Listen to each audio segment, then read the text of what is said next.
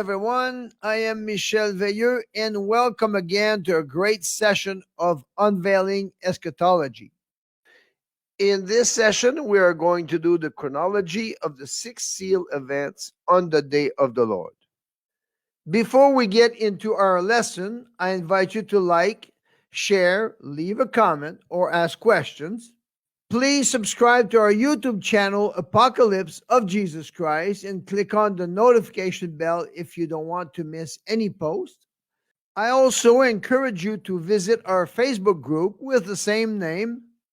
The information you will find is very accurate and it's free, but we do accept financial support through the PayPal account on the Facebook group.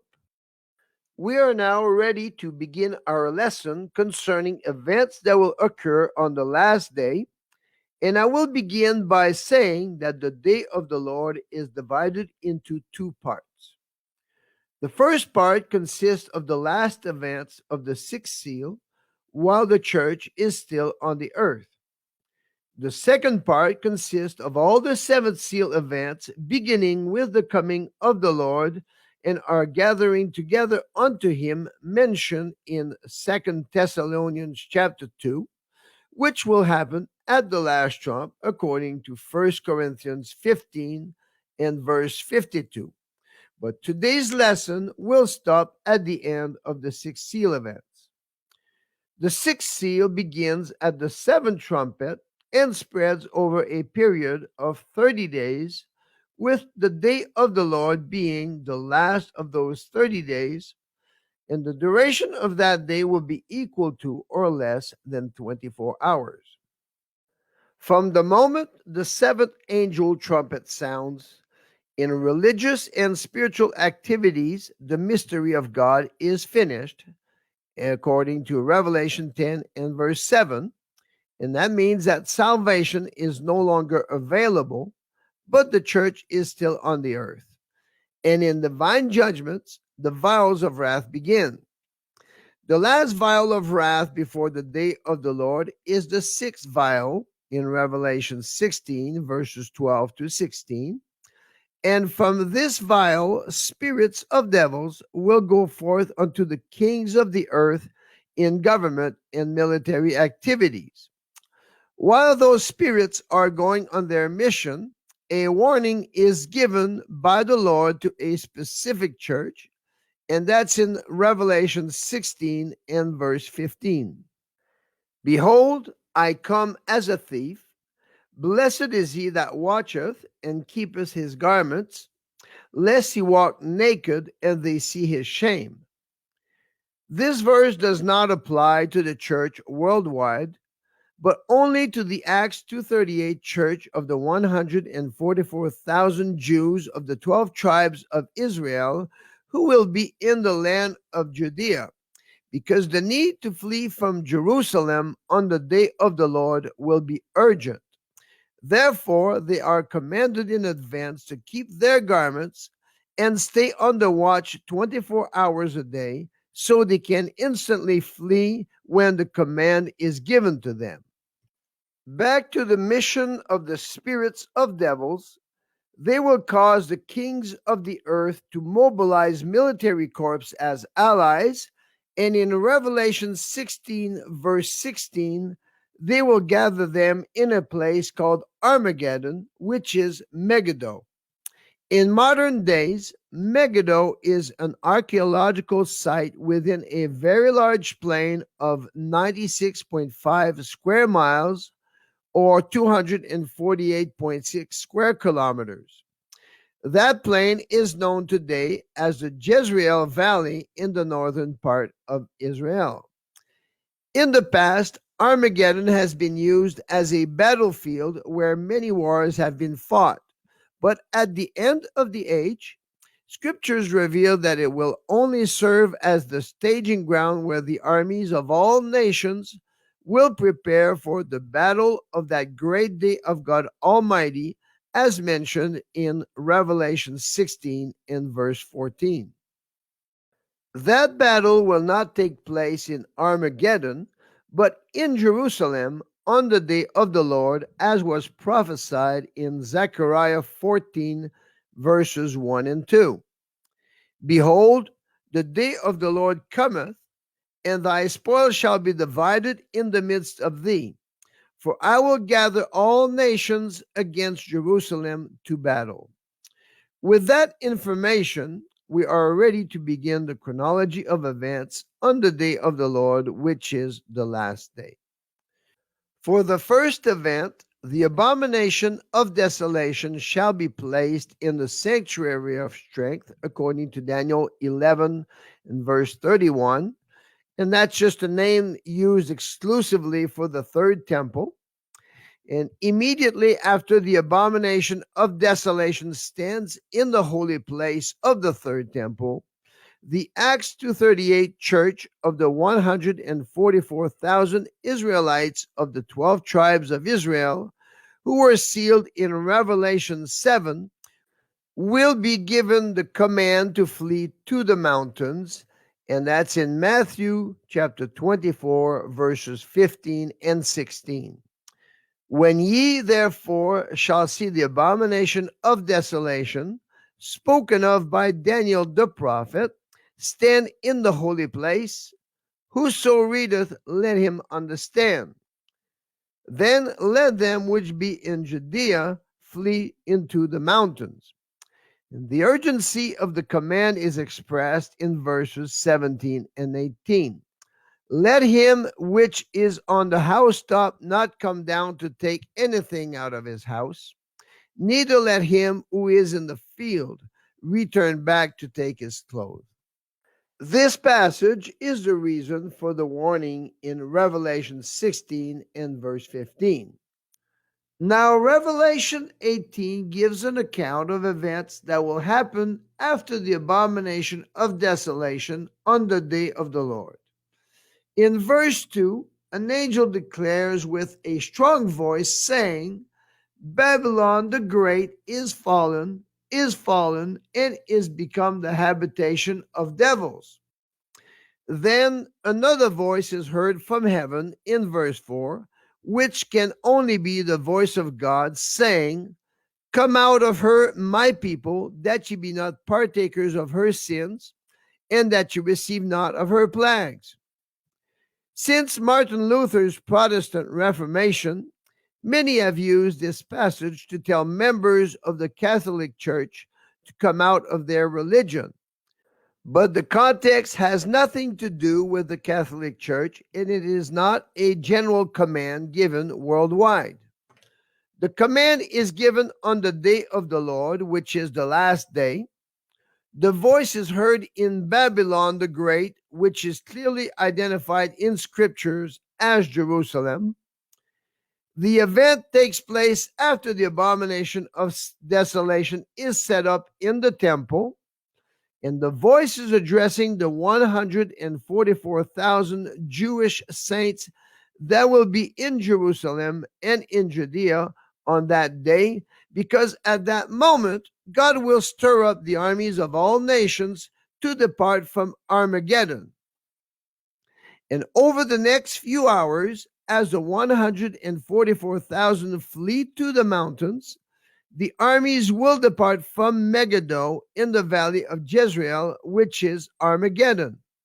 And upon their arrival to Jerusalem, after the 91-kilometer journey, they will desolate the city, as mentioned in Zechariah 14, verses 1 and 2, and they will burn her with fire, according to Revelation 17 and verse 16, and Revelation 18 and verse 8. And that's the reason God will command the Judean church, come out of her, my people, meaning out of Jerusalem, so that they receive not of her plagues. While the armies are making Jerusalem desolate, and there's also a description of that desolation in Isaiah chapter 13, verses 5 to 9, and verses 15 and 16. Within 1 hour of their invasion of the city, the seventh vial of wrath will be poured out into the air, according to Revelation 16 and verse 17. And the greatest earthquake that ever occurred, mentioned in Revelation 16, Revelation 11, and Revelation 6, will cause Jerusalem to be divided into three parts, and the cities of the nations all over the world will fall, according to Revelation 16 and verse 19. As the armies flee from the city, great hailstones weighing about 100 pounds each will fall upon them, and they will blaspheme God because the plague of the hail will be so intense, according to Revelation 16 and verse 21. At the sight of Jerusalem's desolation, kings and businessmen shall cry, weep, and wail when they see her condition, and will say, Alas! Alas, that great city Babylon, that mighty city, for in 1 hour is thy judgment come, and that's in Revelation 18 and verse 10. At this point, the final events before the coming of the Lord, which were prophesied in the Old Testament by Isaiah and by Joel, will be fulfilled as recorded in Luke 21, Mark 13, and Matthew 24. Peter also mentioned them on the day of Pentecost in the book of Acts, chapter 2, verses 19 and 20. And John wrote the last account of these in Revelation 6, verses 12 and 13. Most of Luke's account in chapter 21 does not apply to the end of the age, and that will be explained in another video. But from verse 25, he definitely begins describing events that will happen on the last day, and that verse goes like this. And there shall be signs in the sun, and in the moon, and in the stars. And we read what those signs are in Matthew 24 and verse 29. Immediately after the tribulation of those days, which ended with the hailstones, shall the sun be darkened, and the moon shall not give her light, and the stars shall fall from heaven. And I will stop here and read Mark 13, verse 24 and part of 25. But in those days, after that tribulation, the sun shall be darkened, and the moon shall not give her light, and the stars of heaven shall fall. John describes the same events in Revelation 6, verses 12 and 13, saying, And the sun became black as sackcloth of hair, and the moon became as blood, and the stars of heaven fell onto the earth. After the sun, the moon, and the stars vanish away, Matthew, Mark, and Luke wrote, And the powers of the heavens shall be shaken. But in Revelation 6 and verse 14, John describes what this means by saying, And the heaven departed as a scroll when it is rolled together. At that moment, the firmament disappears with the astral lights being removed, and in heaven's deepest darkness shall appear the sign of the Son of Man, according to Matthew 24 and verse 30. Every eye shall see him, according to Revelation 1 and verse 7, and all the tribes of the earth will mourn and lament, saying, Hide us from the face of him that sitteth on the throne, according to Revelation 6 and verse 16. It will be such a dreadful sight that the hearts of many will fail or stop for fear of the judgment to come, according to Luke 21 and verse 26. The kings of the earth, and the great man, and the rich man, and the chief captains, and the mighty man, and every bondman, and every free man will mourn and lament as they seek to hide in caves and rocks, wanting to die as they beg for the mountains to fall on them, knowing that the day of the great wrath of God has come. And that's all in Revelation 6, verses 15 to 17. But for those of us who are saved and are alive and remain on that day, there will be fathomless joy. The final events of the sixth seal are what Jesus referred to in Luke 21 and verse 28. And when these things begin to come to pass, speaking of the sun, the moon, and the stars disappearing, then look up and lift up your heads, for your redemption draweth nigh. Don't let anyone tell you that the catching away or rapture of the church can happen anytime without those signs happening first. And that completes the chronology of the sixth seal events, which I will now review on a single page. The first event on the day of the Lord is the abomination of desolation will be placed in the temple. The church in Judea is then told to flee to the mountains because the armies that are in Armageddon begin their journey to Jerusalem. Upon arrival, they desolate the great city, and within 1 hour, the seventh vial of wrath is poured into the air, and the greatest earthquake that ever occurred causes Jerusalem to split in 3 sections, and all the cities of the world will fall. The armies will then flee from Jerusalem under a severe hailstorm, and they will blaspheme God because of the hailstones. The kings of the earth and the businessmen will be horrified at the sight of Jerusalem's desolation. The sun, the moon, the stars, and the firmament disappear, and the sign of the Son of Man appears in heaven.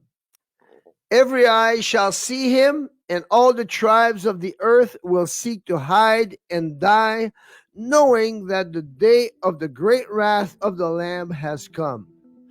But those of us who are saved and are still alive on that day, we will be looking up, waiting for the last trump to sound at any moment, because as wise virgins, we will understand that all the 6 seal events have been fulfilled.